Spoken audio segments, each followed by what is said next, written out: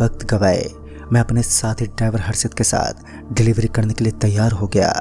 हम ट्रक में बैठे तो पहली बार मालिक हमारे पास पहुंचा और हमसे कहने लगा कि देखो आज रास्ता थोड़ा अलग है, इसलिए संभल कर जाना और याद रहे दोनों एक साथ ही रहना।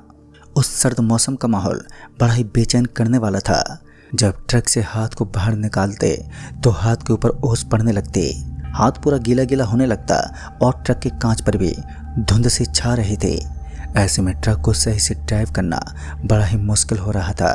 बार बार ट्रक को साइड में रोककर कांच के आगे से उसे पहुंचना पड़ता।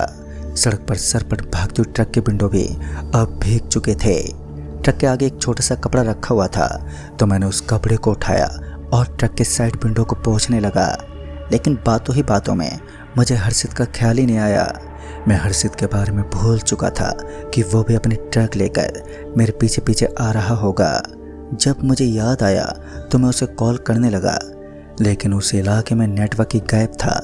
जब मुझे लगा कि हर्षित मुझसे कुछ ज़्यादा ही पीछे छूट गया है तो मैं अपने ट्रक के साथ वहीं पर सड़क के किनारे खड़ा हो गया। करीब 15 मिनट तक इंतज़ार करने के बाद भी उसका कोई ठिकाना नहीं था और इसी बीच मुझे किसी के दर्द से कराहने की आवाज़ सुनाई दी।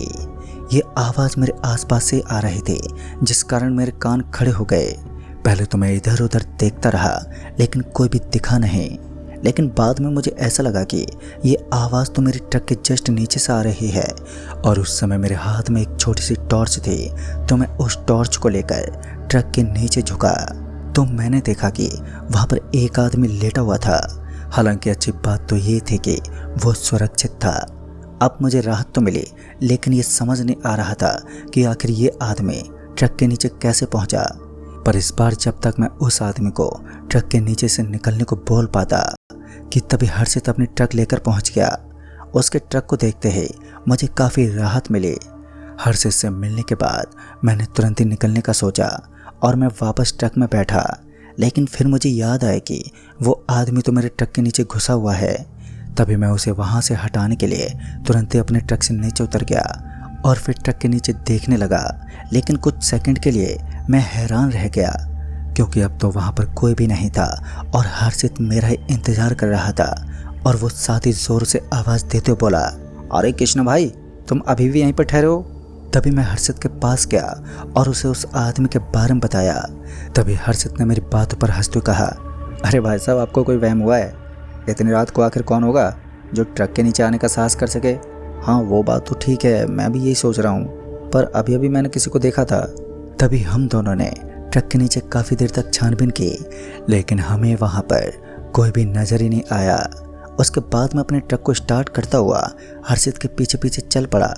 फिर तकरीबन 1.5 घंटे सफ़र काटने के बाद अब मुझे सिगरेट पीने का मन होने लगा। ऊपर से चारों ओर कोई ढाबा भी नज़र नहीं आ रहा था जहां अपने ट्रक को रोक सकें। फिर कुछ समय बीतने के बाद मालखाट नामक एक स्थान गुजरा और उस स्थान के गुजरते ही हमें एक बहुत छोटा सा ढाबा दिखा जिसके पास एक हल्की रोशनी जल रही थी। मैंने हर्षित को फ़ोन किया और उसे उसी ढाबे के पास रुकने को कहा ताकि हम उस ढाबे के पास रुककर या तो कुछ खा सकें या फिर सिगरेट पी सकें। उसने भी वैसा ही किया। बस थोड़ी दूर जाने के बाद हमने देखा कि उस ढाबे के पास एक आदमी बैठा था जिसने अपने सामने आग जला रखी थी। इस वक्त रात के 12:30 बज चुके थे और जैसे जैसे रात गुजरने लगती है तो वैसे वैसे धुंध अपनी चरम सीमा पर होती है। धीरे धीरे सामने का दृश्य भी मुश्किल से दिखाई दे रहा था और धुंध गहरी होती जा रही थी। तभी हम लोग उस छोटे ढाबे के पास पहुंचे तो हमने देखा कि वहां सिर्फ एकमात्र आदमी ही था जो इस वीरान इलाके में अकेलेपन में जी रहा था। तभी मैं उस आदमी के करीब पहुंचा और बोल पड़ा, अरे भाई साहब, एक सिगरेट मिल सकती है? तभी उस आदमी ने अपनी मुंडी को नीचे झुकाया, यानी कि उसके पास वो सामान था जो हमें चाहिए था। वो सीधा दुकान में गया और जब वो वापस दुकान से बाहर निकला तो उसके हाथ में सिगरेट की एक डिब्बी थी। वो उस डिब्बी को लेकर हमारे पास पहुंचा और वहीं पर बैठने का इशारा किया। तभी हर्षित हल्की सी आवाज़ में बोला, यार तुझे ये शख्स काफ़ी अजीब नहीं लग रहा है? इसकी हरकतें तो बड़ी ही अजनबी की तरह लग रही हैं। तभी मैंने भी उसकी हाँ में हाँ मिलाई, पर तब तक उस आदमी ने कहा, यहाँ सब कुछ ऐसा ही है, आपने अपनी जान जोखिम में डाल दी है। आपको यहाँ नहीं आना चाहिए था। अभी तो आप जिंदा हैं क्योंकि अग्नि के सामने बैठे हैं। अगर मैं और ये अग्नि का ताप यहाँ मौजूद नहीं होता तो अब तक आप दोनों की डेड बॉडी सड़क के बीचों बीच पड़ी होती। उस आदमी के कहे गए ये शब्द हमें डराने के लिए काफ़ी थे, लेकिन हर्षित डरने के बजाय थोड़ा चौकन्ना हो गया और उठते हुए बोला, कौन हो तुम और क्या चाहते हो? हर्षित की इस बात से उस आदमी पर कोई फर्क ही नहीं पड़ा। वो अभी भी एक हल्की सी मुस्कान देते हुए बस वहीं पर स्थिर बैठा रहा, लेकिन इस बार हर्षित ने हद पार कर दी। उसने उस आदमी की शर्ट को पकड़कर उसे जोर से हिलाने की कोशिश की। तभी बीच बचाव करके मैंने किसी तरह हर्षित को शांत किया, लेकिन अब अपनी ज़िंदगी की सबसे बड़ी गलती करके हर्षित पछताने के लायक भी कहाँ था। उसके बदन में दर्द शुरू हो गया। हर्षित को अचानक इस तरह बदन में दर्द होता देख मुझे भी कुछ सूझ नहीं रहा था। तभी वो हल्की सी कराहने की आवाज़ में बोला, आप मेरे अंदर चलने तक की हिम्मत नहीं है, मुझे कहीं नहीं जाना, अब मैं यहीं पर बैठ जाऊंगा। उसका पूरा बदन टूट सा चुका था। वो उस आग के पास बैठकर दर्द से कराहने लगा। दूसरी तरफ मैं उसका हाथ पकड़कर उसे आश्वासन दे रहा था। हर्षित की हालत बिगड़ती जा रही थी और दूसरी तरफ मैं उस आदमी से मदद की गुहार लगा रहा था, लेकिन वो मेरी बात को सुनने के लिए बिल्कुल भी तैयार ही नहीं था। फिर वो आदमी एक भारी आवाज़ में बोला, अब तो तुम लोग गोल आकार के भयानक चक्रव्यूह के अंदर फंस चुके हो।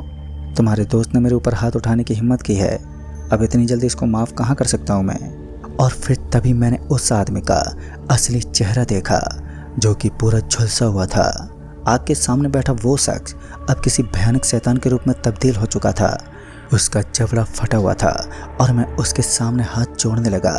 तभी उसने कहा कि चिंता मत करो, मैं तुम्हें कोई नुकसान नहीं पहुंचाऊंगा, लेकिन आज की रात तुम्हें यहीं खतरों से लड़ना होगा, क्योंकि तुम्हारी ज़िंदगी बचाने का एकमात्र यही रास्ता है। अगर तुमने इस आग के पास से खड़े होकर दूसरी तरफ जाने की हिम्मत की। Hotels essay on Go Ibibo, full marks by Bebo. Great stay starting at ₹14.99 on Go Ibibo.